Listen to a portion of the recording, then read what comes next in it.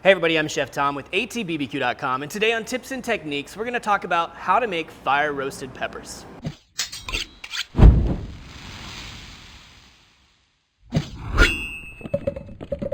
We do fire roasted peppers all the time around here. You see them in our recipes a lot. Oftentimes they're going into a salsa, but they could go onto a burger, they could go onto a sandwich, into a salad, you could use them in soups.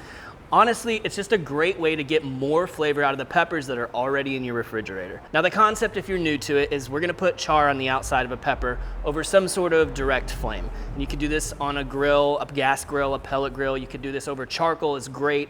And by the time it gets all blackened and the flesh on the inside is starting to cook but isn't burnt yet, you're gonna take it out and steam it for about 10 minutes in a container, be that a bag or a deli container or a Cambro like we'll have today.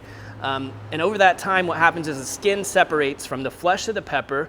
It allows you to then take that skin off, take the seeds out of the inside, and all you're left with is this smoky, tender flesh of the pepper. So today we're cooking on the Yoder Smokers YS640S pellet grill. This is completely wide open, so no deflector in there. We're getting direct flame onto the grates and onto the peppers. So I'm gonna put this right above the fire. And like I said, you can do this on all different kinds of grills. If you got a gas grill, you can do this in the chamber or even on the side burner of the gas grill. Charcoal is ideal because it puts off such great radiant heat. I love charring peppers over charcoal. I almost think it gives it even more flavor. But in our pellet grill, we have great access to wood fire, so that's why we've chosen this grill for this video today. So we're already getting that char going on. We don't want to overdo it, so we're just going to keep moving these, rotating them until they're blackened on all sides. But you see how that skin is splitting there? Even this one on the top where the flame hasn't hit it yet, the skin's starting to blister. And that's just the skin letting go of the flesh. And then we're gonna finish that process again by steaming it once we've got it fully charred.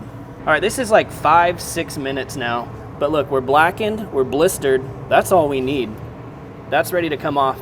So I'm gonna place it into a container that I can put a lid over. But again, you could use a zip top bag if you want also. Jalapeno's done. Anaheim is done. And the red bell as well. All right, these have been steaming for about 10 minutes now. I'll show you what we're gonna do with them once that skin is kind of released. So we'll go ahead and take the top off, get rid of that stem. I'm gonna slice this open.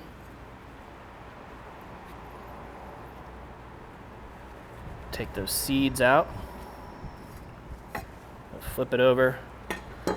And at this point, if we've done everything correctly, that skin just peels right off of there.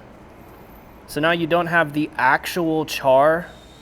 You're not consuming the actual blackened char, but that smokiness is now in that pepper. You're gonna taste it in this pepper. And you can see it's cooked, it's softened, so you get that really tender flesh and that smoky flavor. And that works the same for every one of these peppers.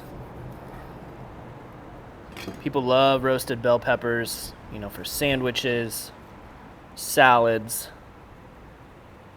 This is super easy to do, doesn't take long, and tastes way better than the stuff that comes in a jar at the grocery store. Get those seeds out, scrape that skin right off.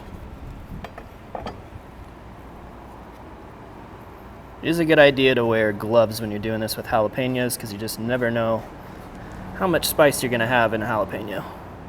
It's best not to have it on your fingers. Give it a taste.